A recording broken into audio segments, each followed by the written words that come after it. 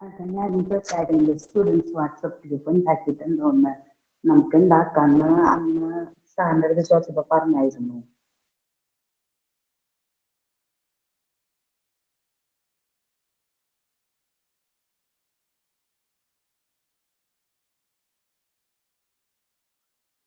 ആരെങ്കിലും students group ഉണ്ടാക്കിയിട്ടുണ്ടോ?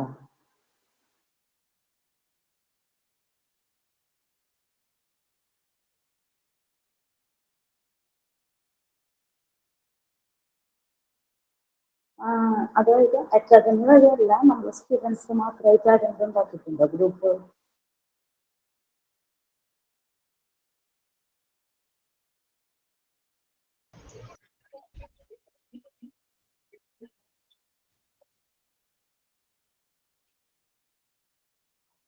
Okay. അതായത് എത്ര പേരുണ്ട് ഗ്രൂപ്പില്? നമ്മുടെ സ്റ്റുഡൻസ് മാത്രമല്ല.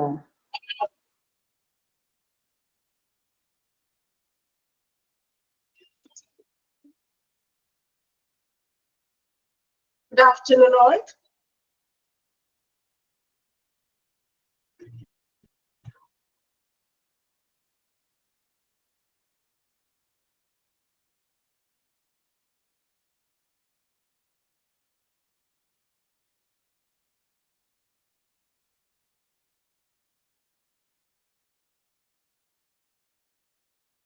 Good afternoon, all.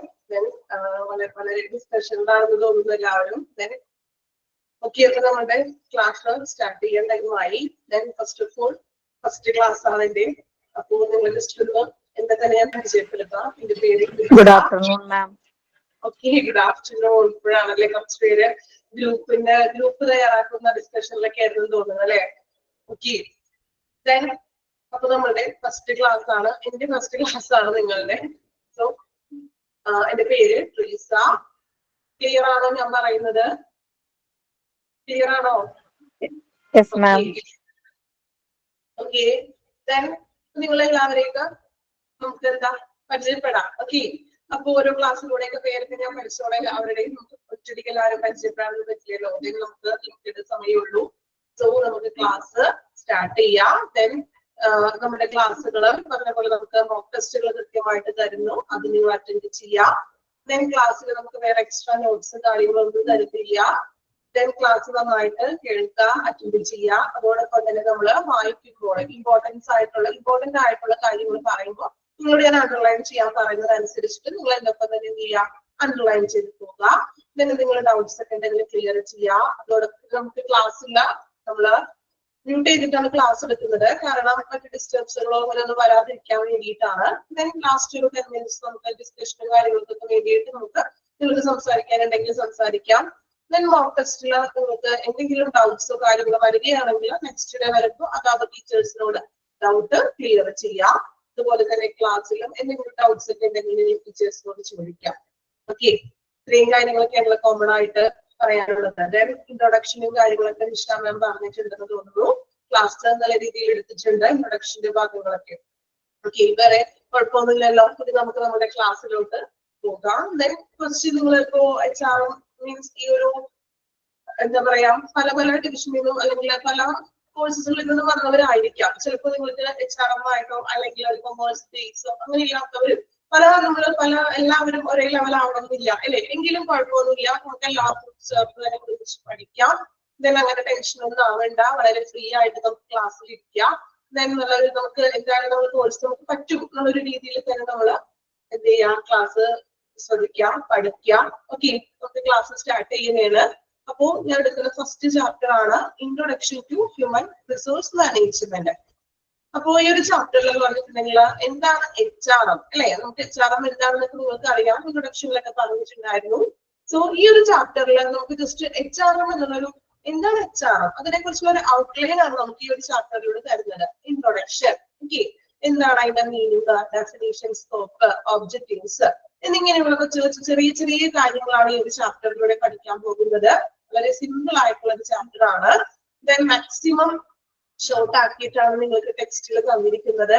So text ബുക്കിലുള്ള കാര്യങ്ങൾ എന്ത് ചെയ്യുക, കൃത്യമായിട്ട് പഠിക്കുക. കൂടുതൽ നമുക്ക് എക്സ്ട്രാ ഒന്നും ആവശ്യമില്ല. നമുക്ക് തന്നിരിക്കുന്ന ടെക്സ്റ്റിൽ എങ്ങനെയാണോ അതനുസരിച്ച് പഠിക്കുക. ഇമ്പോർട്ടൻസ് ആയിട്ടുള്ള കാര്യങ്ങൾ അണ്ടർലൈൻ ചെയ്യും, ഇമ്പോർട്ടന്റ് ആയിട്ടുള്ള പോർഷൻസ് പറഞ്ഞു തരും, അതനുസരിച്ചിട്ട് പഠിക്കാം, എക്സാം ഒക്കെ നല്ല രീതിയിൽ അറ്റൻഡ് ചെയ്യാൻ പറ്റും. ഓക്കെ, നമുക്കിനി ക്ലാസ്സിലേക്ക് പോകാം. അപ്പോ ഇൻട്രൊഡക്ഷൻ ടു HRM അല്ലെ, HRM എന്ന് പറയുന്നത് നിങ്ങൾക്കറിയാം ഹ്യൂമൻ റിസോഴ്സ് മാനേജ്മെന്റ്. ഞാൻ പറയുന്നത് വോയിസ് കുഴപ്പമില്ലല്ലോ, ഓക്കെ ആണോ എല്ലാവർക്കും? ക്ലിയർ ആണോ? എന്തെങ്കിലും വോയിസ് ബ്രേക്ക് ആവുകയോ അല്ലെങ്കിൽ എന്തെങ്കിലും ക്ലിയർ അല്ലാത്തതുണ്ടെങ്കിൽ ഒന്ന് ഇൻഫോം ചെയ്യാം കേട്ടോ. ഓക്കെ ആണോ എല്ലാവർക്കും? Okay, first of all meaning നോക്കാം. HRMന്റെ മീനിങ് ആണ് ഫസ്റ്റ് നമുക്ക് പറയുന്നത്, ശ്രദ്ധിക്കാം എല്ലാവരും. മീനിങ് ഹ്യൂമൻ റിസോഴ്സ്, ഞാൻ ഇവിടെ വായിക്കുമ്പോൾ നിങ്ങളും നിങ്ങളുടെ ടെക്സ്റ്റ് ബുക്ക് നോക്കി ഒപ്പം വായിച്ചു പോകണം. Okay, meaning human resource management meaning can be defined as planning, organizing, directing, controlling, compensation, development, integration, maintenance, etc. Okay, ഒരു ഹ്യൂമൻ HRM എന്ന് പറയുന്നതിന് നമുക്ക് എന്തെല്ലാമാണ് അതിൽ ഇൻക്ലൂഡ് ചെയ്യുന്ന കാര്യങ്ങള്?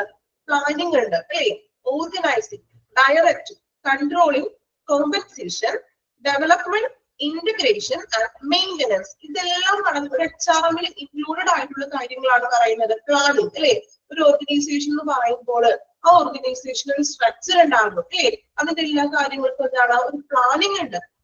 ഓർഗനൈസിങ്, അതുപോലെ ഡയറക്റ്റിംഗ് ഉണ്ട്, ഓരോ കാര്യങ്ങൾ ഡയറക്റ്റിംഗ് ഉണ്ടായിരിക്കും. ദെൻ കൺട്രോളിങ്, ഒരു ഓർഗനൈസേഷനിലെ എല്ലാ പ്രവർത്തനങ്ങളെയും അല്ലെങ്കിൽ എംപ്ലോയീസിന്റെ ആയാലും മറ്റു പ്രവർത്തനങ്ങളെയും എല്ലാത്തിനും ഒരു കൺട്രോളിങ് വേണം. കോമ്പൻസേഷൻ അല്ലെ, കോമ്പൻസേഷൻ എന്ന് വെച്ചിട്ടുണ്ടെങ്കിൽ എന്താണ്, നമ്മളൊരു പ്രതിഫലം കൊടുക്കും അല്ലെ, എംപ്ലോയീസിനും വർക്കേഴ്സിനും വർക്ക് ചെയ്യുന്നതനുസരിച്ചിട്ട് പ്രതിഫലം കൊടുക്കുന്നു. ഡെവലപ്മെന്റ് ആൻഡ് ഇന്റഗ്രേഷൻ, ഒരു ഒന്നിച്ചേരല്, എല്ലാവരും കൂടി എംപ്ലോയീസും അല്ലെങ്കിൽ മറ്റു പ്രവർത്തനങ്ങളും ഒരു ഇന്റഗ്രേഷൻ. മെയിൻ്റനൻസ്, നമ്മളൊരു ഓർഗനൈസേഷനിൽ തന്നെ പല പല മെയിൻ്റനൻസ് ചെയ്യും, ഇംപ്രൂവ്മെന്റ്സുകൾ ചെയ്യുന്നതായിട്ടും വരും. സോ ഇതെല്ലാം ചേരുന്നതാണ് ഹ്യൂമൻ റിസോഴ്സ് മാനേജ്മെന്റ് എന്ന് പറയുന്നത്. Of the human resources in order to achieve organizational, social and individual objectives. Individual objectives അതായത് വ്യക്തിപരമായിട്ടുള്ളതും ഇൻഡിവിജ്വൽ ആൻഡ് സോഷ്യൽ സാമൂഹികമായിട്ടുള്ളതും ഓർഗനൈസേഷണൽ സംഘടനാപരമായിട്ടുള്ള ലക്ഷ്യങ്ങൾ, ഈ 3 ലക്ഷ്യങ്ങൾ ഇതൊക്കെയാണ് ഇൻഡിവിജ്വൽ, സോഷ്യൽ, ഓർഗനൈസേഷണൽ. എന്താ, വ്യക്തിപരമായിട്ടുള്ളതും സാമൂഹികപരമായിട്ടുള്ളതും അല്ലെങ്കിൽ ഒരു ഓർഗനൈസേഷണൽ സംഘടനാപരമായിട്ടുള്ള എല്ലാ ലക്ഷ്യങ്ങളെയും നിറവേറ്റാൻ വേണ്ടിയിട്ട്, ഈ ലക്ഷ്യങ്ങളെല്ലാം നിറവേറ്റാൻ വേണ്ടിയിട്ട് നമ്മൾ ഈ ഒരു HRMന്റെ ഹ്യൂമൻ റിസോഴ്സ് ആണ് നമ്മൾ ഉപയോഗിക്കുന്നത് അല്ലെ. ഹ്യൂമൻ റിസോഴ്സിൽ അടങ്ങിയിട്ടുള്ള ഈ പ്ലാനിങ്ങും ഓർഗനൈസിങ്ങും ഡയറക്റ്റിങ്ങും കൺട്രോളിങ്ങും ഇതെല്ലാം ഉപയോഗിച്ചുകൊണ്ട് ഇൻഡിവിജ്വൽ ഒബ്ജക്റ്റീവ്സും സോഷ്യൽ ഒബ്ജക്റ്റീവ്സും ഓർഗനൈസേഷണൽ ഒബ്ജക്റ്റീവ്സും നമ്മൾ നടക്കുന്നു അല്ലെങ്കിൽ നമ്മൾ അതിലേക്ക് എത്തിക്കുന്നു. ഓക്കെ, അപ്പൊ ജസ്റ്റ് മീനിങ് മാത്രമാണ് പറഞ്ഞത്. ഒരു പ്രാവശ്യം ഒന്ന് വായിച്ചു നോക്കാമോ നിങ്ങൾ? മീനിങ് ടെക്സ്റ്റില് ജസ്റ്റ് ഒന്ന് വായിച്ചു നോക്കാം. ഓൾറെഡി ഇൻട്രൊഡക്ഷൻ ക്ലാസ്സിലൊക്കെ മീനിങ്ങും കൺസെപ്റ്റ് ഒക്കെ പറഞ്ഞു കഴിഞ്ഞിട്ടുണ്ടാകും. ജസ്റ്റ് ഒന്ന് വായിച്ചു നോക്കാം കേട്ടോ മീനിങ്.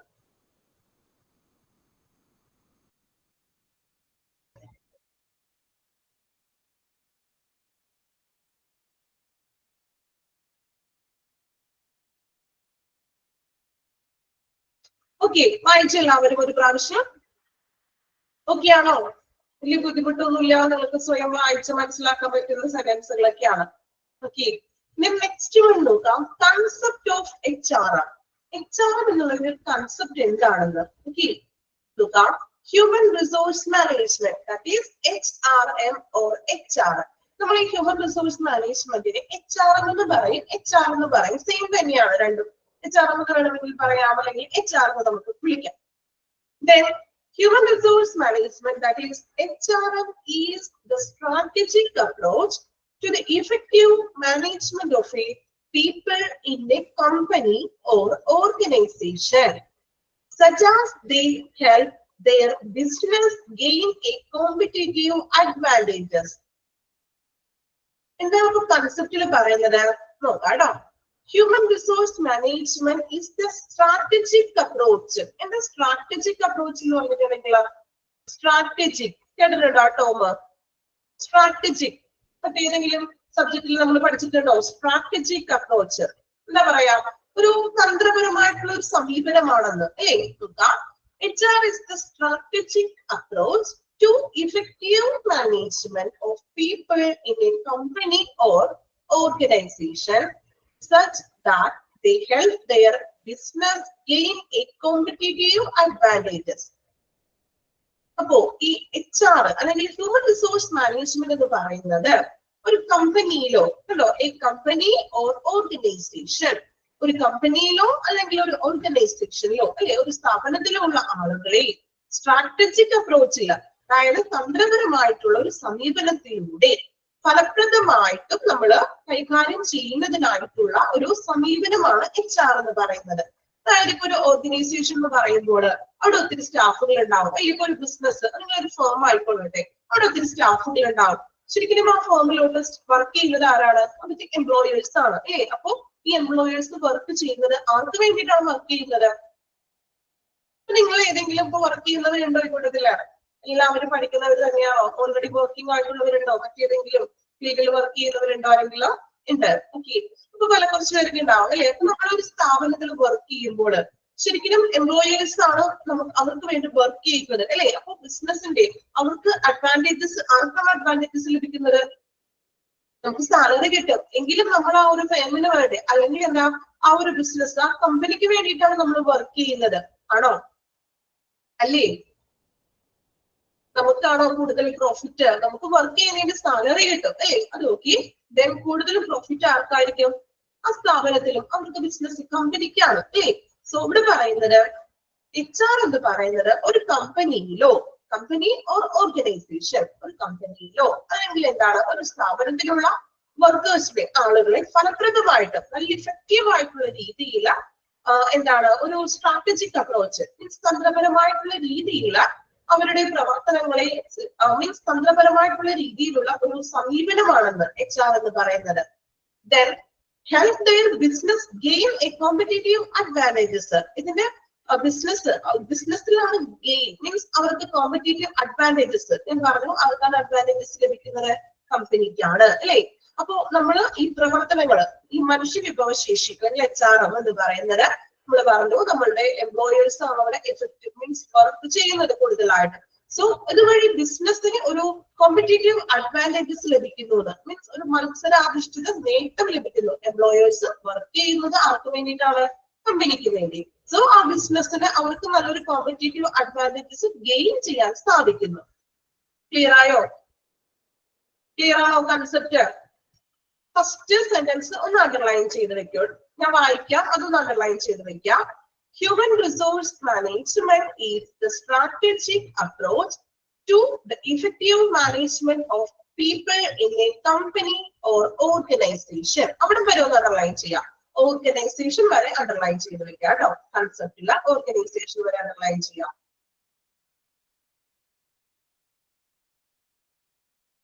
ഓക്കെ, ചെയ്തോ? അണ്ടർലൈൻ ചെയ്തില്ല എല്ലാവരും? അപ്പൊ നിങ്ങൾ വായിക്കുമ്പോൾ നമ്മൾ അണ്ടർലൈൻ ചെയ്ത് പോകുന്ന ഭാഗങ്ങൾക്ക് പ്രത്യേകം ശ്രദ്ധിച്ച് അവിടെ പഠിക്കാം. ഓക്കെ, ഒന്ന് സ്ട്രെസ് കൊടുക്കുക അവിടെ. ബാക്കി പഠിക്കേണ്ടതല്ല കേട്ടോ. ഇമ്പോർട്ടൻസ് ആയിട്ടുള്ള ഭാഗങ്ങള് നമ്മൾ വായിക്കുമ്പോൾ നിങ്ങൾ കുറച്ചും കൂടി ശ്രദ്ധയോടുകൂടി വായിച്ചു പോകാം. ഓക്കെ, ക്ലിയർ ആണോ? സ്പീഡ് ഓക്കെ ആണോ? സ്പീഡ് കൂടുതലാണോ? അല്ലെങ്കിൽ ഫോളോ ചെയ്യാൻ പറ്റുന്നുണ്ടോ എല്ലാവർക്കും?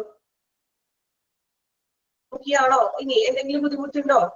മീൻസ് ഞാൻ പറയുന്നത് ക്ലിയർ അല്ല അല്ലെങ്കിൽ പെട്ടെന്ന് ക്യാച്ച് ചെയ്യാൻ പറ്റാത്തതോ അങ്ങനെ എന്തെങ്കിലും ബുദ്ധിമുട്ടുണ്ടോ? നമ്മൾ കുറച്ച് ദിവസം കഴിയുമ്പോൾ നമ്മളുടെ ആ ഒരു ട്രാക്കിലോട്ട് വരും കേട്ടോ. ഇപ്പൊ കുറച്ച് ദിവസം നിങ്ങൾക്ക് നമ്മൾ പുതിയൊരു കോഴ്സ് ആണ് അല്ലെങ്കിൽ നിങ്ങൾ പുതിയൊരു ചിലപ്പോൾ ഒട്ടും തന്നെ HR-വുമായിട്ട് ബന്ധമില്ലാത്തവരൊക്കെ ഉണ്ടാകാം അല്ലേ? കുഴപ്പമൊന്നുമില്ല. നമ്മൾ 1-2 ആഴ്ച കഴിയുമ്പോഴേക്കും നമ്മള് എന്താ പറയാ സെറ്റ് ആയിട്ട് നമ്മള് ക്ലാസ്സിലേക്ക് നമ്മളുടെ ആ ഒരു ട്രാക്കിലോട്ട് വരും. ഓക്കെ, അപ്പൊ അതുവരെ കുറച്ച് ബുദ്ധിമുട്ട്സ് ഒക്കെ ഉണ്ടാവും അല്ലേ? പെട്ടെന്ന് ക്യാച്ച് ചെയ്യാൻ പറ്റാത്തതോ അങ്ങനെയൊക്കെ ഉണ്ടാകും. നമുക്ക് റെഡി ആക്കാം. ഓക്കെ, ഇനി സ്പീഡ് എന്തെങ്കിലും കൂടുന്നതാണ് നിങ്ങൾക്ക് ക്യാച്ച് ചെയ്യാൻ പറ്റുന്നില്ലെങ്കിൽ ജസ്റ്റ് ഒന്ന് കമന്റ് ചെയ്തോളൂ. ഓക്കെ, അപ്പൊ അണ്ടർലൈൻ ചെയ്തല്ലോ. Human resource management is the strategic approach to the effective management of a people in a company or organization such that they help their business gain a competitive advantages. Then it is designated to maximum employee performance in a service of an employer's strategic objectives. ഇപ്പൊ നമ്മൾ നേരത്തെ already പറഞ്ഞു കഴിഞ്ഞു. It is designed to maximum employee performance. അല്ലേ? അതായത് എംപ്ലോയേഴ്സിന്റെ maximum performance ആണ് അവിടെ എടുക്കുന്നത്. In service of an employers strategic objectives. എംപ്ലോയറിന്റെ അല്ലെ, അതായത് തൊഴിലുടമയുടെ ലക്ഷ്യം നേടാൻ വേണ്ടിയിട്ട് അവിടെ വർക്ക് ചെയ്യുന്ന എംപ്ലോയറുടെ മാക്സിമം എഫേർട്ട് ആണ് അവിടെ എടുക്കുന്നത് അല്ലെ. നമ്മൾ പറഞ്ഞു ബിസിനസിന്റെ നേട്ടം ആർക്കാണ്? തൊഴിലുടമയ്ക്കാണ് അല്ലെ. തൊഴിലുടമയുടെ ലക്ഷ്യം നേടാൻ വേണ്ടിയിട്ട് അവിടെയുള്ള എംപ്ലോയേഴ്സിന്റെ മാക്സിമം എംപ്ലോയി പെർഫോമൻസ് ആണ് നമ്മൾ ചെയ്യുന്നത്. സോ നമ്മളിപ്പോ എക്സാമ്പിൾ പറയുകയാണെങ്കിൽ ഇപ്പോ ഏതെങ്കിലും ഒരു ഫേമിൽ വർക്ക് ചെയ്യുമ്പോൾ ചിലപ്പോൾ കോളിംഗ് സ്റ്റാഫുകൾ ഉണ്ടാകും. ചിലപ്പോൾ അവരായിരിക്കും എന്താ പറയാ ഇപ്പൊ ടാർഗറ്റ് ഒക്കെ കൊടുത്തിട്ടുള്ള വർക്കുകളൊക്കെ ഉണ്ടാവും. സോ എഫേർട്ട് എടുക്കുന്നത് ആരാണ്? എപ്പോഴും എംപ്ലോയർ ആണ് അല്ലേ. അവിടെ വർക്ക് ചെയ്യുന്നവരിൽ എഫേർട്ട് എടുക്കുന്നത്. ചിലപ്പോൾ അവർക്ക് ടാർഗറ്റ് വെക്കുമ്പോൾ അവരുടെ വർക്കില്ല, അപ്പൊ അതനുസരിച്ചിട്ട് അവർക്ക് ഒരുപാട് ഇൻസെന്റീവ്സ് ഒക്കെ ഉണ്ടാവും. ശരിക്കും എംപ്ലോയറിന് തൊഴിലുടമയുടെ ലക്ഷ്യം നേടിക്കൊടുക്കുന്നത് ആരാണ്? നമ്മൾ വർക്ക് ചെയ്യുന്ന എംപ്ലോയേഴ്സ് ആണ്. So maximum employee performance in service, എംപ്ലോയറുടെ മാക്സിമം പെർഫോമൻസ് ആണ് ശരിക്കും തൊഴിലുടമയുടെ ലക്ഷ്യം നേടാൻ വേണ്ടിയിട്ട് എടുക്കുന്നത്. ക്ലിയർ ആയോ? കൺസെപ്റ്റ് ഓഫ് HRM ചെറിയ എന്താണ് ഇതിന്റെ കൺസെപ്റ്റ് എന്നാണ് നമ്മൾ പഠിച്ചത്. ഒരു പ്രാവശ്യം കൂടി പറയാം കേട്ടോ, ശ്രദ്ധിക്കാൻ. ഇനി ആർക്കെങ്കിലും മനസ്സിലാവാത്തതുണ്ടെങ്കിൽ ശ്രദ്ധിച്ച് കേൾക്കാം. ഹ്യൂമൻ റിസോഴ്സ് മാനേജ്മെന്റ് എന്ന് പറയുന്നത് ഒരു സ്ട്രാറ്റജിക് അപ്രോച്ച് ആണെന്ന്, ഒരു തന്ത്രപരമായിട്ടുള്ള ഒരു സമീപനമാണ് അല്ലേ. എന്തിനു വേണ്ടി? പീപ്പിൾ ഇൻ എ കമ്പനി, ഒരു കമ്പനിയിലോ അല്ലെങ്കിൽ ഒരു ഓർഗനൈസേഷനിലോ ഉള്ള ആളുകളെ, ആളുകൾ എന്ന് ഉദ്ദേശിക്കുന്നത് അവരുടെ വർക്കേഴ്സ് ആണ് അല്ലെ, എംപ്ലോയേഴ്സ്. അവിടെയുള്ള ആളുകളെ എന്താണ് കൈകാര്യം ചെയ്യാനായിട്ട്, മീൻസ് അവിടെയുള്ള ആളുകളൊക്കെ വർക്കിലും മറ്റും കാര്യങ്ങൾ ചെയ്യാൻ വേണ്ടിയിട്ട് തന്ത്രപരമായിട്ടുള്ള സമീപനത്തെയാണ് നമ്മൾ HRM എന്ന് വിളിക്കുന്നത്. സോ അതുവഴി അവർക്ക് ബിസിനസ്സിൽ നേട്ടം നേടാനായിട്ട് സാധിക്കുന്നു. ഇവിടെ നമ്മൾ HRM വഴി ഉദ്ദേശിക്കുന്നത് മാക്സിമം എംപ്ലോയി പെർഫോമൻസ് ആണ്. അവിടെയുള്ള തൊഴിലാളികളെ മാക്സിമം എംപ്ലോയി അവരുടെ പെർഫോമൻസ് ആണ്. ദെൻ തൊഴിലുടമയുടെ ലക്ഷ്യം നേടാൻ വേണ്ടിയിട്ടാണ് നമ്മൾ അവരുടെ മാക്സിമം പെർഫോമൻസ് എടുക്കുന്നത്. ഓക്കെ, ഇത്രയുള്ളൂ കൺസെപ്റ്റിന്റെ ഫസ്റ്റ് ഭാഗത്ത് പറയുന്നത്. ഇപ്പൊ ക്ലിയർ ആയോ എല്ലാവർക്കും കൺസെപ്റ്റ് എന്താണെന്ന്? ഓക്കെ ആണോ? എന്ത് പറ്റി? റെസ്പോൺസ് ഒന്നും ഇല്ലാലോ. നമ്മളൊരു ഓൺലൈൻ ക്ലാസ് ആണ്, ദെൻ 1 way ആണ് കുറച്ചും കൂടി. സോ റെസ്പോൺസ് ഒക്കെ ചെയ്യാം കേട്ടോ. നമുക്ക് അതിനിടയിൽ സംസാരിക്കാനോ അല്ലെങ്കിൽ അതിനൊന്നും ടൈം ഇല്ല എങ്കിലും ഞാൻ ചോദിക്കും ഇടക്ക് എന്താണ് മനസ്സിലായോ അല്ലെങ്കിൽ സ്പീഡ് ഓക്കെ ആണോ, എന്തെങ്കിലും ഡൗട്ട്സ് ഉണ്ടോ എന്ന് ചോദിക്കുന്നതിന് ജസ്റ്റ് ഒന്ന് റെസ്പോൺസ് ചെയ്യാം കേട്ടോ. നിങ്ങളുടെ റെസ്പോൺസ് ഉണ്ടെങ്കിലേ നമ്മുടെ ക്ലാസ് നന്നായിട്ട് മുന്നോട്ട് പോകുള്ളൂ. ഓക്കെ, ഒന്ന് റെസ്പോൺസ് ഒക്കെ ചെയ്യാം കേട്ടോ എല്ലാവരും. സോ കൺസെപ്റ്റിലെ ഫസ്റ്റ് ഭാഗമാണ് വായിച്ചത്. ദെൻ സെക്കൻഡ് ക്വസ്റ്റ്യൻ നോക്കാം. The scope of HRM is very wide. നമുക്കറിയാം HRM-ന്റെ സ്കോപ്പ് എന്ന് പറഞ്ഞാൽ വെരി വൈഡ് ആണ്. ചെറിയൊരു ഇതിൽ നിൽക്കുന്നതല്ല HRM എന്ന് പറയുന്നത്. ഇപ്പൊ ഇന്ന് നമ്മൾ നോക്കുക ഏതൊരു ഫീൽഡില് ഏതൊരു മേഖലയിൽ നോക്കുമ്പോഴും അവിടെ HRM-ന് ഒരു ഇമ്പോർട്ടന്റ് റോൾ ഉണ്ട് അല്ലേ. ഏതൊക്കെയാണ് ഇപ്പോ നിങ്ങളുടെ അറിവില് HRM അല്ലെങ്കിൽ HR എന്നുള്ളൊരു മേഖല എവിടെയൊക്കെയാണ് നമ്മൾ കാണുന്നത്? എഡ്യൂക്കേഷൻ എടുത്തിട്ടുണ്ടെങ്കിൽ അതിലൊരു HR-ന്റെ മേഖലയ്ക്ക് ഒരു റോൾ ഉണ്ട്. ബിസിനസ്സിലായിക്കൊള്ളട്ടെ, എഡ്യൂക്കേഷൻസിലോ, ഇൻഡസ്ട്രി അല്ലെ, ഏതൊരു ഡിപ്പാർട്ട്മെന്റ്സിലോ അല്ലെങ്കിൽ ഏത് മേഖലയിലും നമുക്ക് HRM-ന് ഒരു ഇമ്പോർട്ടന്റ് ആയിട്ടുള്ള ഒരു റോൾ അവിടെയുണ്ട്. So HRM is very wide. Personal ആസ്പെക്ട്സിൽ പറയുകയാണെങ്കിൽ this is concern with, underline ചെയ്യണേ, പേഴ്സണൽ ആസ്പെക്ട് മീൻസ് പേഴ്സണൽ വശം വെച്ച് നോക്കുമ്പോൾ HRM-ന് എന്തെല്ലാം കാര്യങ്ങളാണ് ഇൻക്ലൂഡ് ചെയ്തിരിക്കുന്നത്? പോയിന്റ്സുകളാണ് അണ്ടർലൈൻ ചെയ്ത് പോണം. വിത്ത് മാൻ പവർ ഉണ്ട്, then planning, recruitment, selection, placement, transfer, promotion, training and development, lay off and retrenchment, remuneration, incentives, productivity, etc. Underline ചെയ്യാം കേട്ടോ. പേഴ്സണൽ ഒരു HRM എന്ന് പറയുന്നത് വെരി വൈഡ് ആണ്. അതിന്റെ പേഴ്സണൽ ആസ്പെക്ട്സ് എടുത്ത് നോക്കുമ്പോൾ അതിൽ എന്തെല്ലാം കാര്യങ്ങളാണ് ഇൻക്ലൂഡ് ചെയ്തിരിക്കുന്നത്? മാൻ പവർ വേണം അല്ലെ. ദെൻ പ്ലാനിങ്, നമ്മൾ പറഞ്ഞു ഒരു ബിസിനസ്സോ ഒരു ഓർഗനൈസേഷനോ വരുമ്പോൾ അതിലൊരു പ്ലാനിങ് ഉണ്ടായിരിക്കണം. ദെൻ റിക്രൂട്ട്മെന്റ് അല്ലെ, എംപ്ലോയേഴ്സിനെ നമ്മൾ റിക്രൂട്ട്മെന്റിലൂടെ റിക്രൂട്ട്മെന്റ് ചെയ്യുന്നു. ദെൻ സെലക്ഷൻ, പ്ലേസ്മെന്റ് അല്ലെ, ഇപ്പൊ നമ്മൾ ഒരു കോഴ്സ് പഠിക്കുമ്പോൾ പ്ലേസ്മെന്റിനോട് കൂടിയുള്ള കോഴ്സുകളൊക്കെ ഉണ്ട് അല്ലെ. Placement, then transfer, promotion, training and development, lay of. എന്താ ലേ ഓഫ് ആൻഡ് റിട്രീറ്റ്മെന്റ് എന്ന് പറഞ്ഞിട്ടുണ്ടെങ്കിൽ ലേ ഓഫ് മീനിങ് കേട്ടിട്ടുണ്ടോ? ലേ ഓഫ് അറിയാവുന്നവരുണ്ടെങ്കിൽ കമന്റ് ചെയ്യാം കേട്ടോ.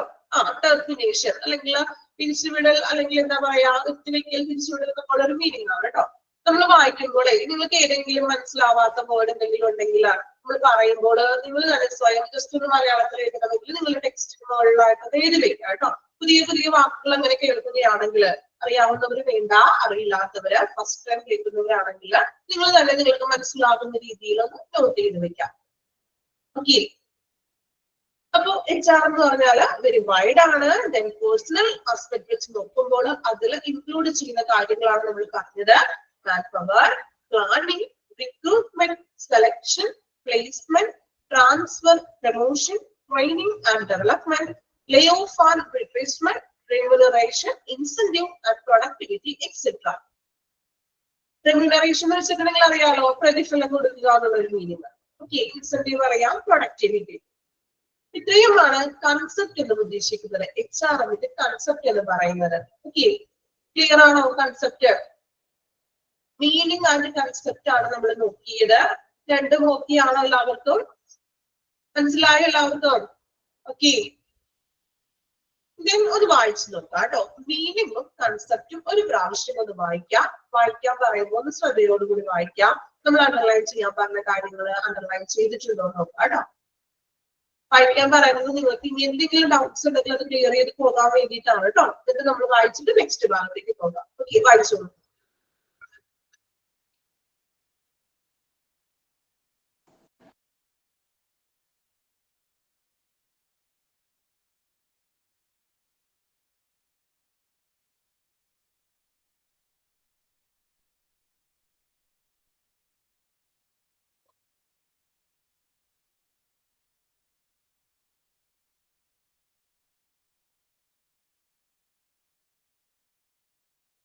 റീപ്ലേസ്മെന്റ് വെച്ചിട്ടുണ്ടെങ്കിൽ നമ്മള് സ്റ്റാഫുകളെ മീൻസ് കുറച്ച് നാളത്തേക്കൊക്കെ ഇപ്പൊ ചില 2 മാസത്തേക്കോ 3 മാസത്തേക്കോ നമ്മൾ പിരിച്ചുവിടും. മീൻസ് ചിലപ്പോ അവരെ വീണ്ടും എടുക്കാം.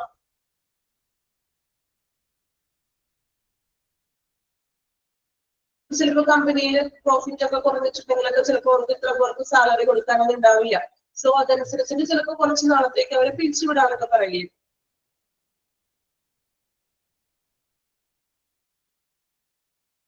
അണ്ടർലൈൻ ചെയ്യാൻ പറഞ്ഞ ഭാഗങ്ങള് ന്യൂ വേർഡ് ആണ്. ഓക്കെ. പുതിയ പുതിയ ടേംസുകൾ നമ്മൾ ഇനി പരിചയപ്പെടുമ്പോൾ ഓരോ ചാപ്റ്ററിലായിട്ട്. അപ്പൊ ഏത് ടീച്ചേഴ്സിന്റെ ക്ലാസ്സിലാണെങ്കിലും നമുക്ക് അറിയില്ലാത്ത പുതിയ വേർഡ്സ് ആണെങ്കിൽ നമ്മളത് എഴുതി വെക്കുക. നമ്മൾ എഴുതി വെച്ചാൽ അത് നമ്മുടെ മനസ്സിലോട്ട് കയറി പിന്നെ നമ്മൾ ഒരിക്കലും മറക്കില്ല. നമ്മൾ ആദ്യമായിട്ട് കേൾക്കുന്ന വേർഡ് ആണെങ്കിൽ പോലും നമ്മൾ എഴുതി വെച്ച് നോക്കാം കേട്ടോ.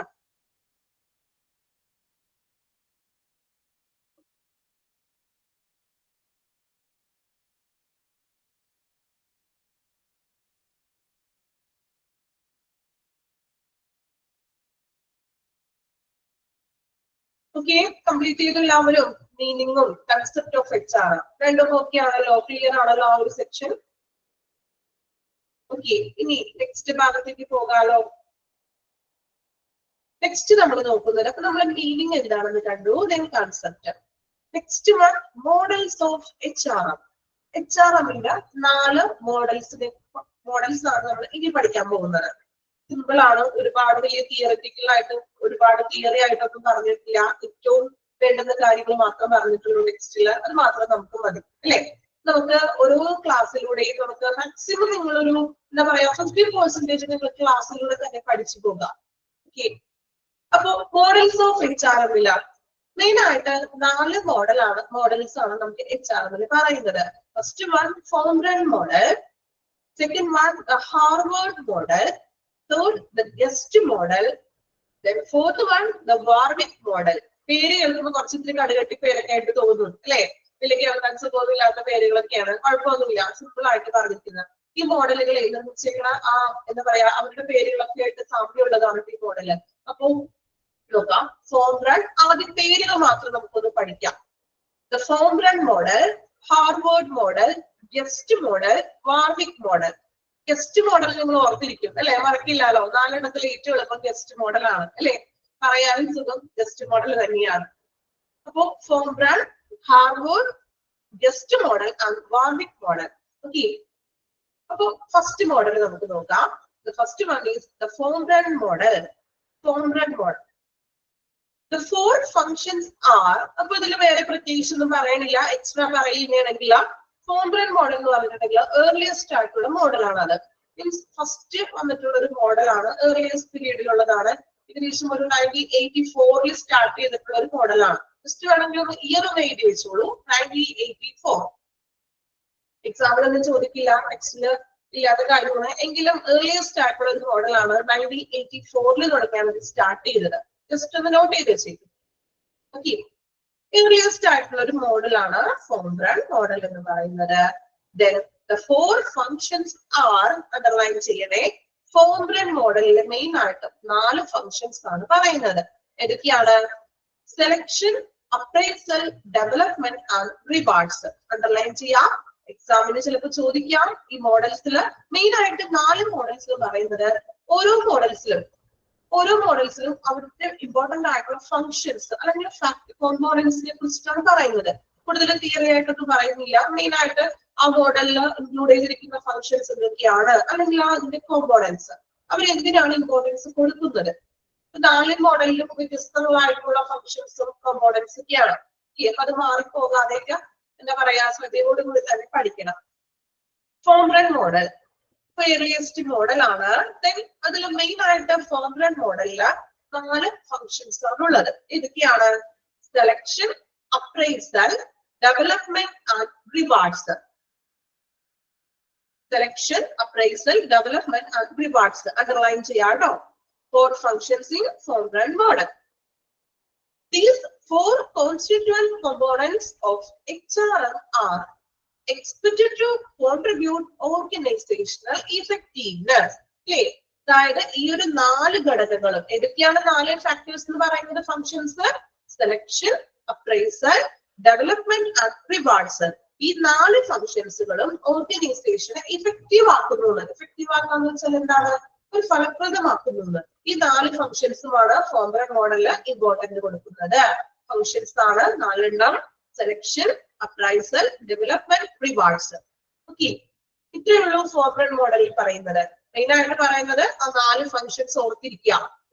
ഇയർ ജസ്റ്റ് ഞാൻ പറഞ്ഞത് മാത്രം പഠിക്കണമെന്ന് നിർബന്ധമില്ല. ടെക്സ്റ്റ് ബുക്കിൽ നമുക്ക് മെൻഷൻ ചെയ്തിട്ടില്ല. ഏർലിയസ്റ്റ് മോഡൽ ആണത്. ഓക്കെ, അപ്പൊ ഫോം ബ്രാൻഡ് മോഡലിൽ മെയിൻ ആയിട്ട് ഓർത്തിരിക്കേണ്ടത് 4 ഫങ്ഷൻസ് ആണ്. ഏതൊക്കെയായിരുന്നു? Selection, appraisal, development and rewards. ഈ 4 കാര്യങ്ങൾ നിങ്ങൾ മസ്റ്റ് ആയിട്ട് പഠിക്കാം. ഫങ്ഷൻ. ഓക്കെ, അപ്പൊ ഒന്നാമത്തെ മോഡൽ കഴിഞ്ഞു. ക്ലിയർ ആണോ? ഒന്നാമത്തെ model form brand model. Okay ആണോ? ഫോം ബ്രാൻഡ് മോഡൽ മെയിൻ ആയിട്ടും 4 ഫങ്ഷൻ പറയുന്നു. ഈ 4 ഫങ്ഷൻസും ഓർഗനൈസേഷന്, നമ്മുടെ കമ്പനിയെ ഇഫക്റ്റീവ് ആക്കുന്നു. ഓക്കെ, ഇനി രണ്ടാമത്തെ മോഡലിലേക്ക് പോകാലോ. ഓക്കെ അല്ലേ? എല്ലാവരും ക്ലിയർ ആണോ? രണ്ടാമത്തെ മോഡൽ നോക്കാം. The Harvard model. Harvard model കേട്ടോ, അടുത്ത മോഡലാണ് Harvard model. One of the most significant and most influential models of HRM. Underline ചെയ്യാട്ടോ. HRM തന്നെ most significant ആയിട്ടുള്ള, most influential ആയിട്ടുള്ള ഒരു മോഡലാണ് ഹാർവേർഡ് മോഡൽ. ഏറെ പ്രാധാന്യപ്പെട്ടതും സ്വാധീനം ചെലുത്തുന്നതുമായിട്ടുള്ള ഒരു മോഡൽ അല്ലെ? Significant and influential model. അപ്പൊ എക്സാമിന് ചിലപ്പോൾ ക്വസ്റ്റ്യൻ ചോദിക്കാം അല്ലേ? ചോദിച്ചൂടെ? which model is significant and most influential model of HRM is? ഏതായിരിക്കും? Harvard model. നമ്മൾ ഇങ്ങനെ വായിക്കുമ്പോൾ തന്നെ അവിടെ നിന്ന് വരാവുന്ന പ്രതീക്ഷിക്കാവുന്ന ക്വസ്റ്റ്യൻസും നമ്മൾ അപ്പൊ തന്നെ ഒന്ന് ചിന്തിച്ച് നോക്കണം. ഓക്കെ, അതിനാണ് ഇടക്കിടക്ക് അണ്ടർലൈൻ ചെയ്യൂ എന്ന് പറയുന്നത്. One of the most significant and most influential models of HRM. The Harvard model was initially developed by several experts led by Michael Beering 1984 at Harvard University. Underline ചെയ്യാട്ടോ, അദ്ദേഹത്തിന്റെ പേര് മൈക്കൽ ബീറിംഗ് 1984 at Harvard University. കണ്ടോ, Harvard എന്ന് പറഞ്ഞൊരു university ഉണ്ട്. So ഈ Harvard യൂണിവേഴ്സിറ്റിയില several experts, കുറച്ച് വിദഗ്ധന്മാരായിട്ടുള്ള ആളുകൾ ചേർന്നിട്ടാണ് അതില് മെയിൻ ആയിട്ട് ലീഡ് ചെയ്തത് മൈക്കിൾ ബീർ എന്ന് പറഞ്ഞൊരു വ്യക്തിയാണ്. അദ്ദേഹമാണ് ഈ ഒരു മോഡലിന് രൂപം കൊടുത്തത്, ഡെവലപ്പ് ചെയ്തെടുത്തത് 1984. ഇയർ ഒന്ന് റൗണ്ട് ചെയ്ത് വെക്കാം കേട്ടോ. ഇയർ 1984. ഓക്കെ, ഇയർ ഇമ്പോർട്ടന്റ് ആണ്. രണ്ടു മൂന്ന് മോഡൽസിൽ ഇയർ മെൻഷൻ ചെയ്തിട്ടുണ്ട്. സോ ഇയർ ഇമ്പോർട്ടന്റ് ആണ്, എക്സാമിന് ചോദിക്കും. അപ്പൊ ഹാർവേർഡ് യൂണിവേഴ്സിറ്റി, അങ്ങനെയാണ് കേട്ടോ ഈ ഹാർവേർഡ് മോഡൽ എന്ന പേര് വന്നത്. ഹാർവേർഡ് യൂണിവേഴ്സിറ്റിയില പഠിച്ചെടുത്ത അല്ലെങ്കിൽ അവിടുത്തെ കുറച്ച് എക്സ്പേർട്സുകൾ ചേർന്നിട്ടാണ്. അതില് പ്രധാനമായിട്ടും ലീഡർ ആയിട്ട് നിന്ന വ്യക്തിയാണ് മൈക്കൽ ബിയർ. ഓക്കെ, ഇൻ 1984 അദ്ദേഹത്തിന്റെ നേതൃത്വത്തിൽ കുറച്ച് എക്സ്പേർട്സ് കൂടി ചേർന്നിട്ട് നിർമ്മിച്ചിട്ടുള്ള ഒരു മോഡലാണ് ഹാർവേർഡ് മോഡൽ. ഇനി the Harvard model is operating with its 5 significant components. കണ്ടോ, നമ്മൾ പഠിച്ചു. ഫസ്റ്റ് നമ്മൾ പറഞ്ഞു ഫോംബ്രഡ് മോഡലില് 4 ഫങ്ഷൻസ് ആണ് വരുന്നത്. ഹാർവേർഡ് മോഡലിൽ അവർ മെയിൻ ആയിട്ട് പറയുന്നത് 5 സിഗ്നിഫിക്കന്റ് ആയിട്ടുള്ള കോമ്പോണൻസ് ഉണ്ടെന്ന്.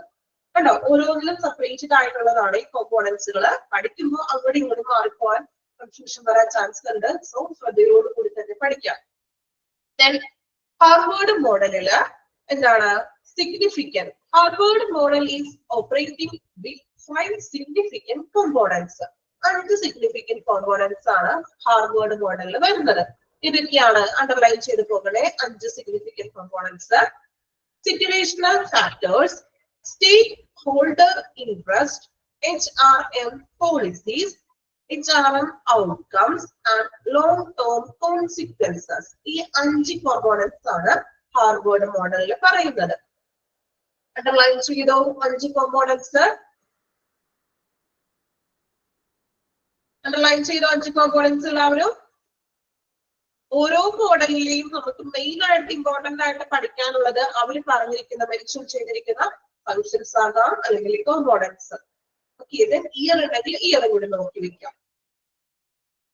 ഓക്കെ, അപ്പൊ 5 കോമ്പോണൻസ് ആണ്. Situational factors, stakeholder interest, HRM policy, HRM outcomes and long term consequences.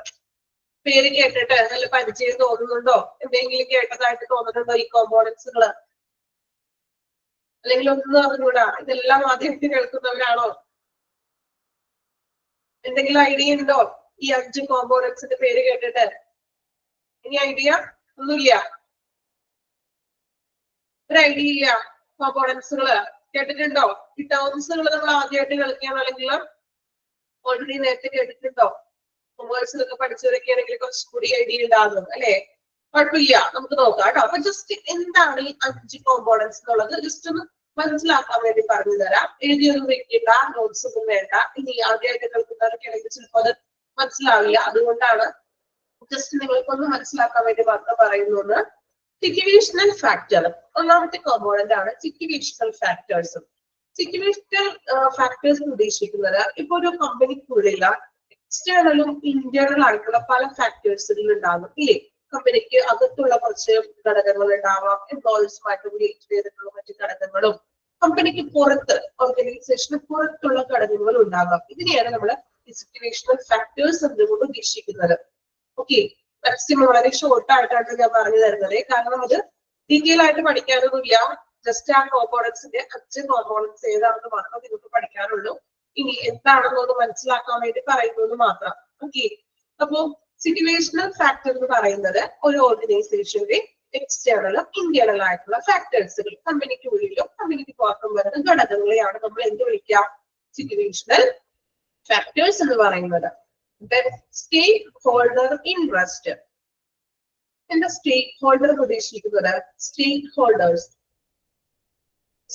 Holder interest അല്ലേ? അതായത് കസ്റ്റമേഴ്സ്, ഓർഗനൈസേഷനുമായിട്ട് ബന്ധപ്പെട്ടവരുടെ ഇൻട്രസ്റ്റ്, അവരുടെ എന്തൊക്കെയാണ് അവരുടെ ആവശ്യങ്ങൾ, നീഡ്സ്. ഇപ്പൊ എംപ്ലോയേഴ്സിന്റെ ആവാം, ആ കമ്പനിയുമായിട്ട് റിലേറ്റഡ് ചെയ്തിട്ടുള്ള അവരുടെ ഇൻട്രസ്റ്റ്. ഓക്കെ, കമ്പനി റിലേറ്റഡ് ആയിട്ടുള്ളവരുടെ ഇൻട്രസ്റ്റ്. നെക്സ്റ്റ് ഫാക്ടർ കോമ്പോണൻസ് പറയുന്നത് HRM പോളിസീസ്. ഇപ്പൊ നമ്മള് ഇപ്പൊ നിങ്ങള് ഇപ്പൊ ഒരു എന്താ പറയാ ഏതൊരു സ്ഥാപനത്തിൽ വർക്ക് ചെയ്യുകയാണെങ്കിലും അവിടെ കുറച്ച് പോളിസിയും പ്രൊസീജിയേഴ്സ് ഒക്കെ ഉണ്ടാകും അല്ലേ?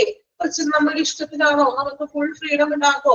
നിങ്ങളൊരു സ്ഥാപനത്തിൽ വർക്ക് ചെയ്യുമ്പോൾ എല്ലാം നിങ്ങളുടെ ഇഷ്ടത്തിനാണോ? നമുക്ക് ഇഷ്ടമുള്ളപ്പോ വർക്ക് ചെയ്യുന്ന സമയത്തിന് വരാം, ഇഷ്ടമുള്ളപ്പോ ജോലി കഴിഞ്ഞാൽ ഇറങ്ങാം, അങ്ങനെയാണോ? ഒരു സ്ഥാപനത്തിൽ വർക്ക് ചെയ്യുമ്പോൾ നമുക്ക് ഫുൾ ഫ്രീഡം ഉണ്ടാകോ? അങ്ങനെയാണോ? അവിടെ കുറച്ച് റൂൾസ് ആൻഡ് റെഗുലേഷൻസ് ഉണ്ടാകും അല്ലേ, പോളിസീസുകളും പ്രൊസീജിയേഴ്സുകളൊക്കെ ഉണ്ടാവും. സോ ഇവിടെ പറയുന്നത് HRM പോളിസീസ് അല്ലേ. ഇപ്പൊ ഒരു HRM എന്ന് പറയുമ്പോൾ ഒരു റിക്രൂട്ട്മെന്റ് തുടങ്ങി, നമ്മളൊരു എംപ്ലോയിനെ റിക്രൂട്ട് ചെയ്യുന്നത് തുടങ്ങി, അവരുടെ ഒരു പെർഫോമൻസ്, അവരെ നമ്മൾ റിക്രൂട്ട് ചെയ്തു, വർക്കിൽ സ്റ്റാർട്ട് ചെയ്തു, അവരുടെ പെർഫോമൻസ് അവിടെ വരെയുള്ള കാര്യങ്ങളെ സപ്പോർട്ട് ചെയ്യുന്നത് പോളിസികളാണ്, HRM പോളിസീസ് ആണ് അല്ലേ. കുറച്ച് നിയമങ്ങളും റൂൾസ് ആൻഡ് റെഗുലേഷൻസും അനുസരിച്ചുകൊണ്ടാണ് അവനവിടെ എംപ്ലോയർ പ്രവർത്തിക്കുന്നത്. സോ നമ്മുടെ HRM പോളിസി ഒരു റിക്രൂട്ട്മെന്റ് തുടങ്ങി, പെർഫോമൻസ്, ആ ഒരു എംപ്ലോയറുടെ പെർഫോമൻസിന് വരെ സപ്പോർട്ട് ചെയ്യുന്നു. ഓക്കെ, HRM ഔട്ട്കം എന്ന് പറഞ്ഞാൽ എന്താണ്? HRM ഔട്ട്കംസ് അല്ലെ, ഇഫക്റ്റീവ് ആയിട്ടുള്ള നല്ല രീതിയിലുള്ള ഒരു HRM പോളിസീസ് കാര്യങ്ങൾ ഉണ്ടെങ്കിൽ നമുക്ക് എന്താ പറയാ, ഒരു പോസിറ്റീവ് ആയിട്ടുള്ള ഒരു ഔട്ട്കം നമുക്ക് ലഭിക്കും. അല്ലെങ്കിൽ നമ്മൾ പറയും, ഇപ്പൊ നിങ്ങളോട് ഞാൻ എക്സാമ്പിൾ പറയുകയാണെങ്കിൽ, നിങ്ങളോട് ഞാൻ പറഞ്ഞു നിങ്ങൾ നല്ല രീതിയിൽ ക്ലാസ് അറ്റൻഡ് ചെയ്ത് ഡെയിലി നന്നായിട്ട് പഠിച്ച് മോക്ക് ടെസ്റ്റ് ഒക്കെ അറ്റൻഡ് ചെയ്തിട്ടുണ്ടെങ്കിൽ നിങ്ങൾക്ക് എന്താണ് പോസിറ്റീവ് ആയിട്ടുള്ള ഒരു ഔട്ട്കം കിട്ടും. എന്താണ് ഔട്ട്കം കിട്ടുന്നത്? നിങ്ങളുടെ എക്സാമിന് നല്ലൊരു ഔട്ട്കം എന്തായാലും ലഭിക്കും അല്ലേ. അപ്പൊ നല്ല രീതിയിൽ ഒരു HRM പോളിസീസും കാര്യങ്ങളൊക്കെ കൈകാര്യം ചെയ്യുകയാണെങ്കിൽ തീർച്ചയായിട്ടും നല്ലൊരു ഔട്ട്കംസ് ഓർഗനൈസേഷന് ലഭിക്കുന്നു. Last one, long term consequences. Long term consequences, എന്നീ കോൺസിക്വൻസസ് എന്ന് വെച്ചിട്ടുണ്ടെങ്കിൽ ഫസ്റ്റ് നമുക്ക് അത് അറിയണമല്ലോ. കോൺസിക്വൻസസ് മീനിങ് എന്താ? മീനിങ് മലയാളത്തിൽ എന്താ പറയാ? ചില ടേമുകളെ അതിന്റെ ദോഷഫലങ്ങൾ എന്ന് പറയൂലേ? കോൺസിക്വൻസസ്, ദോഷഫലങ്ങൾ മീൻസ് ഇവിടെ HRM നമ്മൾ ഉദ്ദേശിക്കുന്നത് ദോഷഫലങ്ങൾ മീൻസ് ഉദ്ദേശിക്കുന്നത്. കോൺസിക്വൻസസ് മീൻസ് അനന്തര ഫലങ്ങൾ, അതിന്റെ ഇഫക്റ്റ് അല്ലെ, അല്ലെങ്കിൽ റിസൾട്ട് ഇഫക്റ്റ് എന്ന് വേണമെങ്കിൽ പറയാം.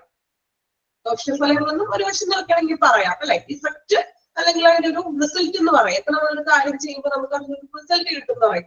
എക്സാമ്പിൾ ഞാൻ പറഞ്ഞു, നിങ്ങൾ പഠിച്ചിട്ടുണ്ടെങ്കിൽ നല്ല രീതിയിൽ പഠിച്ചു പറഞ്ഞിട്ടുണ്ടെങ്കിൽ നമുക്ക് അതിന്റെ റിസൾട്ട് കിട്ടും ഇല്ലേ. എക്സാം എഴുതുമ്പോൾ നല്ല മാർക്കൊക്കെ കിട്ടിയ നിങ്ങൾക്ക്, അപ്പൊ നമ്മൾ ചെയ്തൊരു വർക്കിന്റെ റിസൾട്ട് ആണ് കിട്ടുന്നത് ഇല്ലേ. സോ ലോങ് ടേം കോൺസിക്വൻസസ്, അപ്പൊ ഇവിടെ ലോങ് ടേം കോൺസിക്വൻസസ് എന്ന് പറയുമ്പോൾ നമ്മളൊരു ഓർഗനൈസേഷനെ വെച്ച് നോക്കുകയാണെങ്കിൽ എന്തൊക്കെയായിരിക്കും എക്സാമ്പിൾ പറയാൻ പറ്റുക? ലോങ് ടേം കോൺസിക്വൻസസ് ഏതെങ്കിലും ഒരു എക്സാമ്പിൾ ആൻസർ ഒന്ന് കമന്റ് ചെയ്യാം കേട്ടോ. ലോങ് ടേം കോൺസിക്വൻസസിൽ ഇപ്പൊ ഒരു ഓർഗനൈസേഷൻ നടത്തുകയാണെങ്കിൽ കമ്പനി ഗ്രോത്ത്. ഓക്കെ, ഗ്രോത്തിന്റെ ഒപ്പം തന്നെ ഗ്രോത്തിന്റെ അടുത്തായിട്ടുണ്ടല്ലോ ഒരു ആൻസർ, ഒന്ന് ആലോചിച്ച് നോക്കിയേ, ഒന്നും കൂടി ഒന്ന് ചിന്തിച്ചു നോക്കിയേ. ഗ്രോത്ത് ഓക്കെ, ഗ്രോത്ത് കിട്ടുമ്പോൾ എന്താണ് കമ്പനിക്ക് നേടുന്നത്? എന്തെങ്കിലും നേട്ടമുണ്ടോ കമ്പനിക്ക്? ഗ്രോത്ത് മാത്രമാണോ? ഗ്രോത്ത് ഓക്കെ, ഗ്രോത്തുമായിട്ട് റിലേറ്റ് ചെയ്തിട്ടുള്ള ഒരു ടോൺ കൂടി ഉണ്ടല്ലോ. ഇപ്പൊ എംപ്ലോയീസിന്റെ നല്ലൊരു വർക്കും കാര്യങ്ങളൊക്കെ ഉണ്ടെങ്കിൽ കമ്പനിക്ക് യെസ് പ്രോഫിറ്റ് അല്ലെ, പ്രോഫിറ്റ് കിട്ടും. നല്ലൊരു ഗ്രോത്തും നല്ല രീതിയിൽ കമ്പനി മൂവ് ചെയ്യുന്നുണ്ടെങ്കിൽ അവർക്ക് അതിന്റെ ഒരു പ്രോഫിറ്റ് എന്തായാലും ലഭിക്കും. അതുപോലെ തന്നെ എംപ്ലോയി പറയൽ, എംപ്ലോയീസിന്റെ ഒരു മനോവീര്യം, അവർക്കൊരു നല്ലൊരു എന്താ പറയാ വർക്ക് ചെയ്യാനായിട്ടുള്ളത്, അവർക്ക് പ്രോഫിറ്റ് കിട്ടുമ്പോൾ, കമ്പനിക്ക് പ്രോഫിറ്റ് കിട്ടുമ്പോൾ അതിന്റെ എന്താ പറയാ അത് വർക്ക് ചെയ്യുന്ന എംപ്ലോയീസിനോടാവും. ചിലപ്പോൾ അവർക്ക് ഇൻസെന്റീവ്സ് കൊടുക്കും, റിവാർഡ്സുകൾ കൊടുക്കും ഇല്ലേ. അപ്പൊ അവർക്ക് കൂടുതലും എന്താ ഒരു എംപ്ലോയേഴ്സിന്റെ മൊറൈലാണ്, അവർക്കൊരു മനോവീര്യം കിട്ടും വർക്ക് ചെയ്യാനും. ഇപ്പൊ നമ്മൾ പറയേ, നിങ്ങൾക്ക് ഒരു സ്ഥാപനത്തിൽ വർക്ക് ചെയ്യണമെന്ന് വിചാരിക്കാം. സോ നിങ്ങൾക്ക് ഒരു 1 year ആയിട്ട് ഒരു നിശ്ചിത എമൗണ്ട് ആണ് സാലറി. ദെൻ ഓരോ വർഷം കൂടുന്തോറും നിങ്ങൾക്ക് സാലറി വർദ്ധിപ്പിക്കുകയാണ് അല്ലെ, ഇൻക്രീസ് ചെയ്യിപ്പിക്കുകയാണെങ്കിൽ നിങ്ങൾ വേറെ കമ്പനിയിൽ ജോലി നോക്കുമോ? എങ്ങനെയാ? നമ്മൾ നിൽക്കുന്നത് കംഫോർട്ട് ആണ്. അപ്പൊ നമുക്ക് എന്താണ് കമ്പനിക്ക് പ്രോഫിറ്റ് ഉണ്ടെങ്കിൽ അതനുസരിച്ചിട്ട് അവിടുത്തെ വർക്ക് ചെയ്യുന്ന വ്യക്തികൾക്കും അതിന്റെ ബെനിഫിറ്റ് ഉണ്ടാവില്ലേ? അപ്പൊ എങ്ങനെയാണെങ്കിലും നമ്മൾ ആ ഒരു കമ്പനിയിൽ തന്നെ നമ്മൾ നിൽക്കാൻ നമുക്കൊരു ധൈര്യം കിട്ടും. ധൈര്യം മീൻസ് നമുക്ക് എന്താ ഓരോ വർഷം കൂടുന്നതോളം സാലറി അവർ ഇൻക്രീസ് ചെയ്യുന്നു, കമ്പനിക്ക് പ്രോഫിറ്റ് കിട്ടുമ്പോൾ അതനുസരിച്ചിട്ട് അവർ അവരുടെ സ്റ്റാഫുകൾക്കും ചെയ്യുന്നു. അപ്പൊ ഈ ലോങ് ടേം കോൺസിക്വൻസ് എന്ന് പറഞ്ഞിട്ടുണ്ടെങ്കിൽ എക്സാമ്പിൾ പറഞ്ഞിട്ട് ഇവിടെ വരെ എത്തിയതാണ് കേട്ടോ. മീൻസ് പ്രോഫിറ്റ്, കമ്പനിക്ക് ഗ്രോത്ത് കൂടി അവർക്ക് പ്രോഫിറ്റ് കിട്ടുക, അല്ലെങ്കിൽ ഓർഗനൈസേഷനിൽ തന്നെ പുതിയ പുതിയ മാറ്റങ്ങളൊക്കെ കൊണ്ടുവരിക. ഓക്കെ, ഇത്രയുമാണ് ഹാർവേർഡ് മോഡലിൽ പറയുന്നത്. ഒരു പ്രാവശ്യം കൂടി സിമ്പിൾ ആക്കി പറയാം. ഹാർവേർഡ് മോഡൽ എന്ന് പറയുന്നത് most significant and most influential മോഡലാണ്. ഏറ്റവും മോസ്റ്റ് ഇൻഫ്ലുവൻഷ്യൽ സ്വാധീനമുള്ള അല്ലെങ്കിൽ പ്രാധാന്യമുള്ള ഒരു മോഡലാണ്. ഹാർവേർഡ് യൂണിവേഴ്സിറ്റിയില് 1984 കുറച്ച് എക്സ്പേർട്സുകൾ ചേർന്നിട്ട് അതിൽ മെയിൻ ആയിട്ട് ലീഡർ ആയിട്ട് നിന്ന വ്യക്തിയാണ് മൈക്കിൾ ബിയർ എന്നൊക്കെ ഒരു വ്യക്തി. അദ്ദേഹത്തിന്റെ നേതൃത്വത്തിൽ കുറച്ച് എക്സ്പേർട്സുകളെ കൂടി ചേർന്നിട്ട് നിർമ്മിച്ച ഒരു മോഡലാണ് ഹാർവേർഡ് മോഡൽ എന്ന് പറയുന്നത്. മെയിൻ ആയിട്ട് 5 കോമ്പോണൻസ് ആണ് ഈ മോഡലിൽ പറയുന്നത്. ഏതൊക്കെയായിരുന്നു? Situational factors, stakeholder interest, HRM policy, HRM outcome and long term consequences. അപ്പൊ പഠിക്കുമ്പോൾ ഹാർവേർഡ് മോഡലിൽ മെയിൻ ആയിട്ട് നോക്കുക, ഇയർ നോക്കുക, മൈക്കൽ ബിയറിന്റെ പേര് അത് ഓർത്ത് വെക്കുക, ദെൻ അതിലെ 5 കോമ്പോണൻസ്. ഇത്രയും കാര്യങ്ങൾ, 3 കാര്യങ്ങൾ ഓർത്ത് വെക്കുക. ക്ലിയർ ആണോ? രണ്ടാമത്തെ മോഡല് എല്ലാവർക്കും ക്ലിയർ ആയോ? രണ്ടാമത്തെ മോഡല് ഓക്കെ. ഫസ്റ്റ് 2 മോഡൽ ഒന്ന് വായിച്ചു നോക്കാം കേട്ടോ. നിങ്ങൾ സ്വയം ഒന്ന് മനസ്സിരുത്തി ഒന്ന് വായിക്കുക. പെട്ടെന്ന് ഓടിച്ചിട്ട് വായിക്കില്ല, മനസ്സിരുത്തി വായിക്കുക. നമ്മൾ അണ്ടർലൈൻ ചെയ്ത ഭാഗങ്ങളും ശ്രദ്ധയോടുകൂടി വായിക്കുക. ഇനി ആരെങ്കിലും അണ്ടർലൈൻ ചെയ്യാൻ വേണ്ടി പോയിട്ടുണ്ടെങ്കിൽ ഒന്ന് അണ്ടർലൈൻ ചെയ്ത് പോകാം. ഓക്കെ, വായിച്ചു നോക്കിക്കോളൂ. ഫോംബ്രൺ മോഡലും ദെൻ ഹാർവേർഡ് മോഡലും.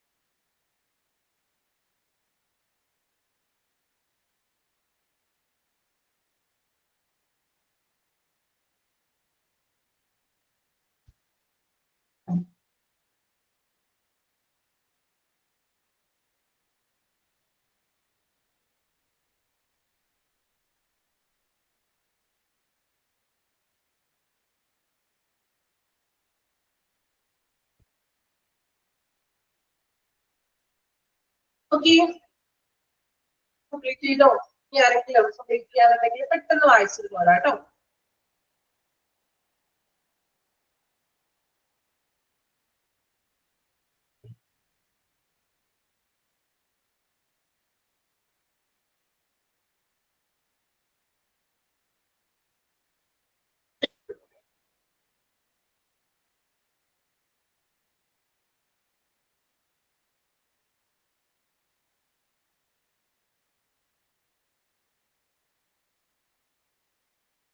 ഈ കംപ്ലീറ്റ് ആയില്ലേ? 2 മോഡൽസ് വായിച്ചില്ല അവരും? ക്ലിയർ ആണോ?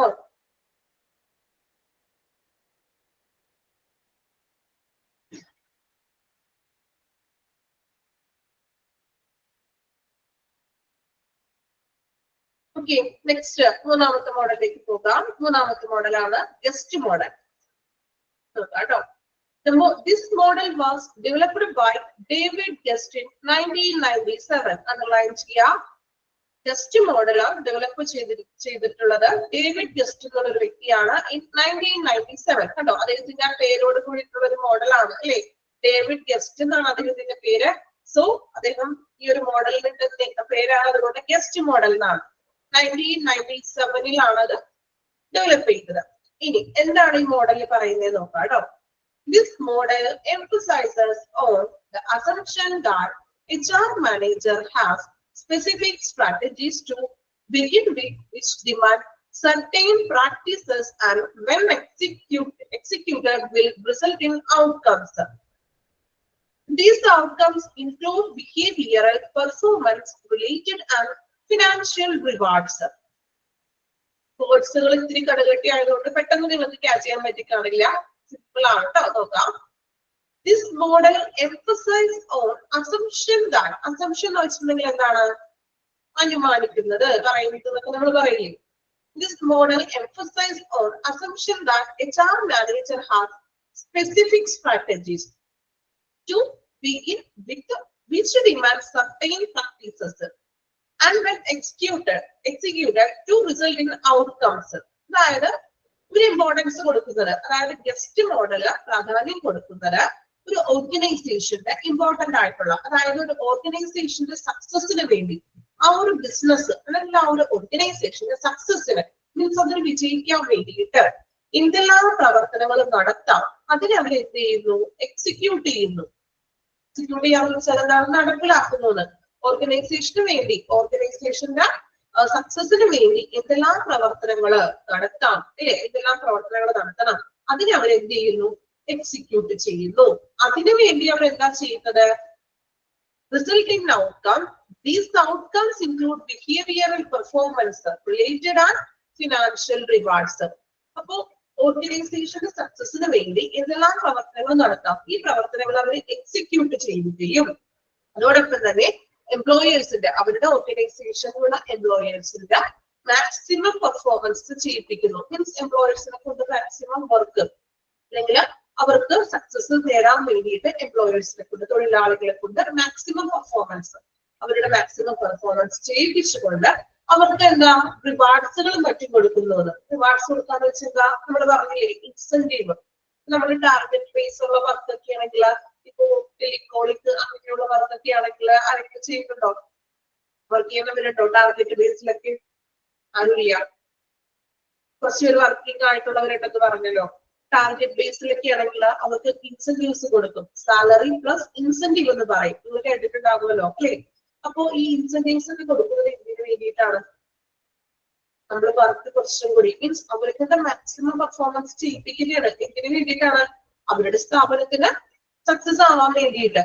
സോ അതില് എന്താ പറയാ, ഇങ്ങനെ മാക്സിമം എംപ്ലോയീസിനെ കൊണ്ട് പെർഫോമൻസ് ചെയ്യിപ്പിച്ചുകൊണ്ട് അവർക്ക് അതിനുള്ള റിവാർഡ്സുകൾ കൊടുക്കുന്നു. മീൻസ് ഇൻസെന്റീവ് പോലെയുള്ള റിവാർഡ്സുകൾ നൽകുന്നു. These outcomes include behavioral performance and related and financial rewards. അവരുടെ ബിഹേവിയറൽ പെർഫോമൻസ്, അതായത് എംപ്ലോയീസിന്റെ പെർഫോമൻസും അതോടൊപ്പം തന്നെ അവർക്ക് എന്താണ് ഫിനാൻഷ്യൽ റിവാർഡ്സും നൽകുന്നു.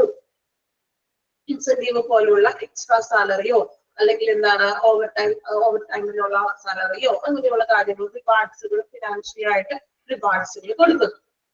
ഓക്കെ, ഇതാണ് ഗസ്റ്റ് മോഡൽ മെയിൻ ആയിട്ട് പറയുന്നത്. ഒന്നുകൂടി പറയാം. ഗസ്റ്റ് മോഡൽ എന്ന് പറയുന്നത് 1997 ഡെവലപ്ഡ് ആയത്. ഡേവിഡ് ഗസ്റ്റ് എന്ന് പറഞ്ഞൊരു വ്യക്തിയാണ് ഇതിൽ ഈ മോഡൽ ഡെവലപ്പ് ചെയ്തത്.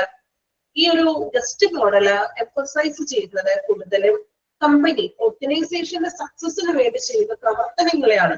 അങ്ങനെയുള്ള പ്രവർത്തനങ്ങൾ നടത്തുന്നു, എക്സിക്യൂട്ട് ചെയ്ത് എംപ്ലോയേഴ്സിന്റെ മാക്സിമം പെർഫോമൻസ് അവർ ചെയ്യിപ്പിച്ചുകൊണ്ട് അവർക്ക് ഫിനാൻഷ്യലി റിവാർഡ്സ്, ഇൻസെന്റീവ്സും മറ്റും കൊടുക്കുന്നു. ഇത്രയുമാണ് ഗസ്റ്റ് മോഡൽ പറയുന്നത്. ഓക്കെ ആണോ? ഗസ്റ്റ് മോഡല് ക്ലിയർ ആണോ? ഗസ്റ്റ് മോഡൽ എല്ലാവർക്കും മനസ്സിലായോ? വളരെ ചെറിയൊരു 3 പോയിന്റ്സ്, മെയിൻ ആയിട്ട് 1-2 പോയിന്റ്സ് അതിൽ ഇമ്പോർട്ടന്റ് ആയിട്ട് പറയുന്നുള്ളൂ അല്ലേ? വളരെ കുറച്ച് തന്നിട്ടുള്ളൂ. വലിയ തിയറി ചെറിയൊരു ഭാഗങ്ങളാണ് എടുത്തേക്കുന്നത്. ഓരോ മോഡൽസ് എന്ന് പറയുമ്പോൾ അതിൽ ഒത്തിരി കാര്യങ്ങളുണ്ട് അല്ലെ? അതിന്റെ മാക്സിമം നമ്മളൊരു ഔട്ട്ലൈൻ അല്ലേ ഫസ്റ്റ് ചാപ്റ്ററിൽ നോക്കുന്നതേ. അപ്പൊ അതിൽ കുറച്ച് കുഞ്ഞു കുഞ്ഞു കാര്യങ്ങൾ മാത്രം പഠിക്കാനുള്ളൂ. ലാസ്റ്റ് വൺ 4th മോഡൽ കൂടി എടുക്കാലോ. ഇനി ആ ഒരു മോഡൽ മാത്രം നമുക്ക് അത് കംപ്ലീറ്റ് ചെയ്യാം. മോഡൽസ് ഫോംഗ്രൺ മോഡലും ഹാർവേർഡും. ഫസ്റ്റ് നമ്മൾ ഏർലിയസ്റ്റ് എന്ന് പറഞ്ഞില്ലേ, അതും 1984 തന്നെയാണ് കേട്ടോ. ഫോംഗ്രൺ മോഡലിന്റെ മെൻഷൻ ചെയ്തിട്ടില്ല, ഞാൻ ജസ്റ്റ് നോട്ട് ചെയ്യാൻ പറഞ്ഞത് മാത്രം. ഓക്കെ, ഇനി 4ാമത്തെ മോഡൽ കൂടി ഒന്ന് കംപ്ലീറ്റ് ചെയ്യാം. 4ാമത്തേതാണ് Warwick model. The Warwick HRM model was constructed by the researchers Chris Henry and Andrew M. Pettigrew at the University of Warwick in the early 1990s. Underline ചെയ്യാട്ടോ. early 1990s ലാണ് Warwick model. University of Warwick, Warwick എന്ന് പറഞ്ഞൊരു യൂണിവേഴ്സിറ്റിയിലെ researchers ആയിട്ടുള്ള Chris ഹെൻറിയും Andrew M പെറ്റിഗ്രൂ, ഈ 2 പേരും ചേർന്നിട്ടാണ് 1990s early 1990s ഈ ഒരു മോഡല് ഡെവലപ്പ് ചെയ്തത്. പേരുകള് ഇച്ചിരി ബുദ്ധിമുട്ടുള്ള പേരുകളാണ് 2 പേരുടെ അല്ലെ? കുഴപ്പമില്ല. ക്രിസ് ഹെൻറിയും ആൻഡ്രൂ എം പെറ്റിഗ്രൂ. ഓക്കെ, ഇവര് 2 പേരും ചേർന്ന് വാർവിക് എന്ന് പറഞ്ഞ യൂണിവേഴ്സിറ്റിയിലെ 2 റിസർച്ചേഴ്സ് ആണ് ഇവര് ചേർന്നിട്ട് early 1990s ഈ ഒരു മോഡൽ രൂപം കൊടുത്തത്. Developed from the Harvard model. Harvard model ഉണ്ടല്ലോ, നമ്മൾ പഠിച്ചില്ലേ ഹാർവേർഡ് മോഡല്, ഫസ്റ്റ് വൺ പഠിച്ച ഹാർവേർഡ് മോഡല്. ആ ഹാർവേർഡ് മോഡലിന്റെ അതിൽ നിന്നും വികസിപ്പിച്ചെടുത്തിട്ടുള്ള ഒരു മോഡലാണ്. ഏകദേശം ഹാർവേർഡ് മോഡലായിട്ടൊരു സാമ്യമൊക്കെ ഉള്ളത്, അതിൽ നിന്നും ഡെവലപ്പ് ചെയ്തിട്ടുള്ള ഒരു മോഡലാണ്.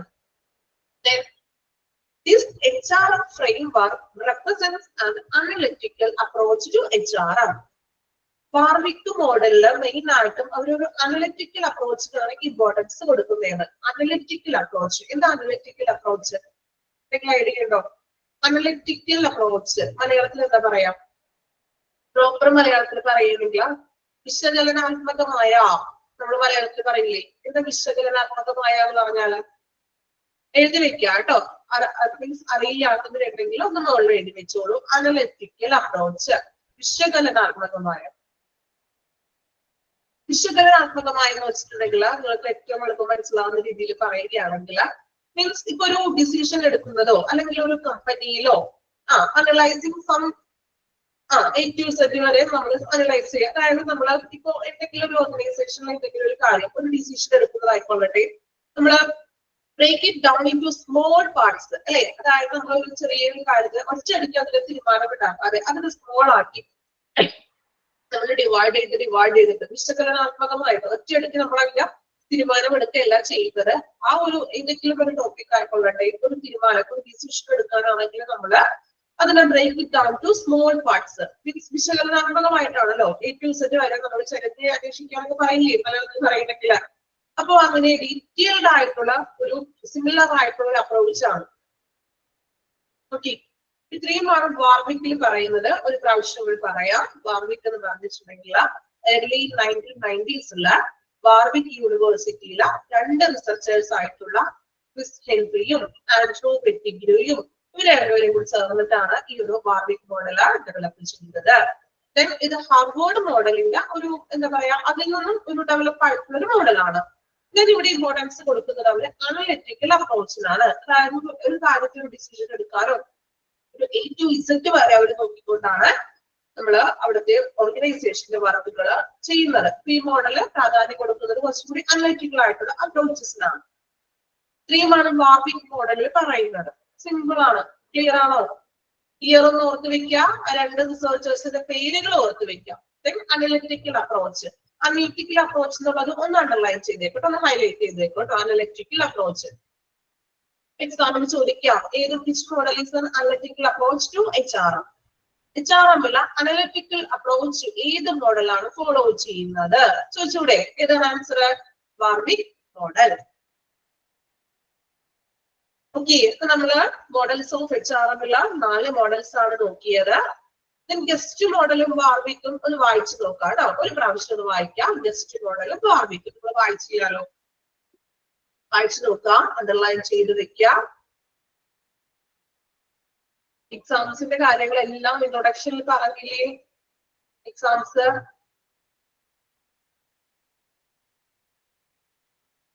മോക്ക് ടെസ്റ്റ് ഓൺലൈനിലെ മോക്ക് ടെസ്റ്റ് ആയിരിക്കും കേട്ടോ. അല്ല, മോക്ക് ടെസ്റ്റിൽ നിന്നാണോ ചോദിച്ചത്? അങ്ങനെയാണോ? ഡെയിലി മോക്ക് ടെസ്റ്റ് നമുക്ക് അറ്റൻഡ് ചെയ്യാം. എക്സാം മീൻസ് ഓൺലൈൻ തന്നെയായിരിക്കും.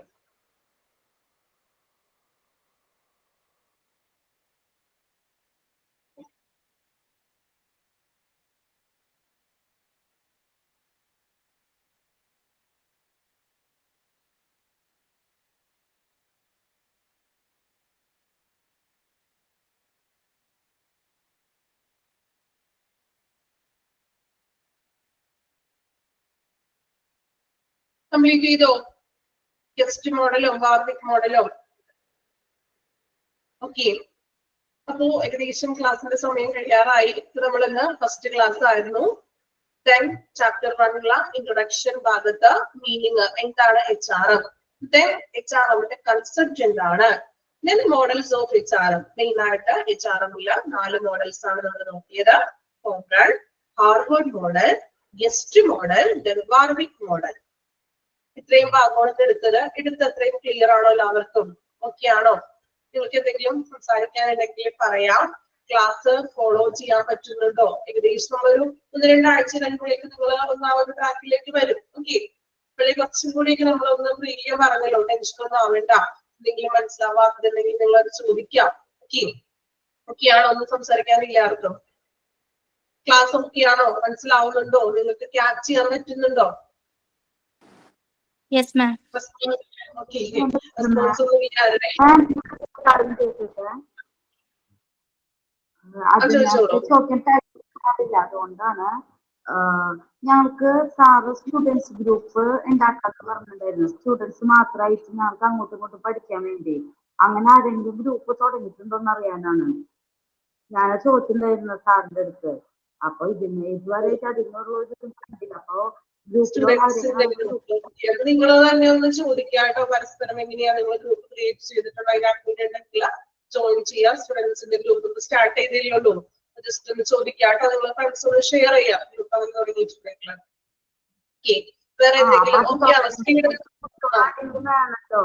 അപ്പൊ ഞങ്ങൾക്ക് സംസാരിക്കാൻ ഇതുവരെ ഒരു പ്ലാറ്റ്ഫോം കിട്ടിയിട്ടുണ്ടായില്ല. അങ്ങനെ ഗ്രൂപ്പിൽ ആരെങ്കിലും ചേരാനുണ്ടോ അങ്ങനെയുള്ളതായിട്ട്. അതുകൊണ്ടാണ് ചോദിച്ചത്. കാരണം ക്ലാസ് സ്റ്റാർട്ട് ചെയ്ത് കഴിഞ്ഞിട്ട് പെട്ടെന്ന് തന്നെ വൈൻഡ് അപ്പ് ചെയ്ത് കഴിഞ്ഞാൽ അപ്പൊ തന്നെ നമ്മുടെ ഗൂഗിൾ മീറ്റ് കട്ടാവാണ്. പിന്നെ നമുക്ക് അതിനോടായിട്ടുള്ള പ്ലാറ്റ്ഫോം കിട്ടണല്ലോ സംസാരിക്കാൻ. അതാണ് എനിക്ക് മീൻസ് ചിലപ്പോൾ കട്ടായിട്ട് കേൾക്കുന്നുണ്ടോ? ക്ലിയർ ആണല്ലോ. ഗ്രൂപ്പിന്റെ കാര്യങ്ങൾ എനിക്ക് മനസ്സിലായി ചോദിച്ചത്. ക്ലാസ്സിന്റെ കേൾക്കുന്നതിൽ എനിക്ക് മുഴുവനായിട്ട് കേൾക്കാൻ പറ്റിയില്ല. ഗ്രൂപ്പുകൾ പോകുന്ന കാര്യങ്ങളൊക്കെ മനസ്സിലായി. അപ്പൊ നിങ്ങൾ അതിനകത്ത് ചോദിക്കാട്ടോ എങ്ങനെയാണെന്ന്. ക്ലാസ്സിൽ എന്തെങ്കിലും കമന്റ്സ് ഉണ്ടെങ്കിൽ എന്നോട് ചോദിക്കുക, ക്ലിയർ ആക്കാം. ഓക്കെ.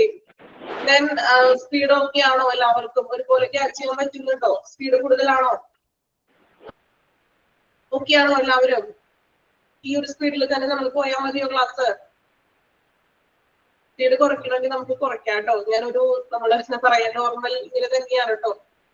നിങ്ങൾക്ക് ബുദ്ധിമുട്ടാണെന്നുണ്ടെങ്കിൽ നമുക്ക് സ്പീഡ് കുറച്ച് സ്ലോയിൽ പോകാം. പക്ഷെ ഉച്ച സമയമല്ലേ, നമ്മൾ ഒരുപാട് കുറച്ചിത്തിരി സൗണ്ടും ആക്റ്റീവ് ഒക്കെ ആയാലല്ലേ നമുക്ക് ക്ലാസ്സിൽ നിങ്ങൾക്ക് പിടിക്കാനും ഒരു ഇൻട്രസ്റ്റ് ഉണ്ടാകുള്ളൂ. അല്ലേ? അതുകൊണ്ട് നമുക്ക് പറയാം, എന്തെങ്കിലും ഒരാൾക്കെങ്കിലും അങ്ങനെ ബുദ്ധിമുട്ടുണ്ടെങ്കിൽ പറയാം. ഓക്കെ. വേറെ ഒന്നും കുഴപ്പമൊന്നുമില്ലല്ലോ, ഡൗട്ട്സും കാര്യങ്ങളൊന്നും ഇല്ല. ഓക്കെ ആണോ എല്ലാവരും? ഓക്കെ ആണോ? റെസ്പോൺസ് ഒന്നും ഇല്ലല്ലോ? ഓക്കെ. അപ്പൊ ഇനി നമുക്ക് നെക്സ്റ്റ് ക്ലാസ്സിൽ ഇതുവരെ നിങ്ങൾ വായിക്കുക. എല്ലാ ദിവസവും അന്നൊന്ന് എടുക്കുന്നത്, നിങ്ങൾ ടീച്ചേഴ്സ് എടുക്കുന്ന ക്ലാസ്സുകൾ നിങ്ങൾ ഡെയിലി വായിക്കുക. മാക്സിമം അന്ന് തന്നെ ഒന്ന് വായിക്കുക. അതിന് മോക്ക് ടെസ്റ്റ് കൃത്യമായിട്ട് അറ്റൻഡ് ചെയ്യാം. അറ്റൻഡ് ചെയ്യുമ്പോൾ നിങ്ങൾ പഠിച്ചും കൂടി പോകാം. നിങ്ങൾക്ക് ഒരു റിവിഷൻ എന്നുള്ള ഒരു കാര്യം വേണ്ട. അന്ന് ഡെയിലി പഠിച്ചു പോയിട്ടുണ്ടെങ്കിൽ നിങ്ങൾക്ക് ഏറ്റവും സിമ്പിൾ ആയിട്ട് നല്ല രീതിയിൽ എക്സാം ഒക്കെ അറ്റൻഡ് ചെയ്യാനായിട്ട് പറ്റും. Okay. Okay. Thank you all. Thank you, ma'am. Thank you. Thank you, ma'am.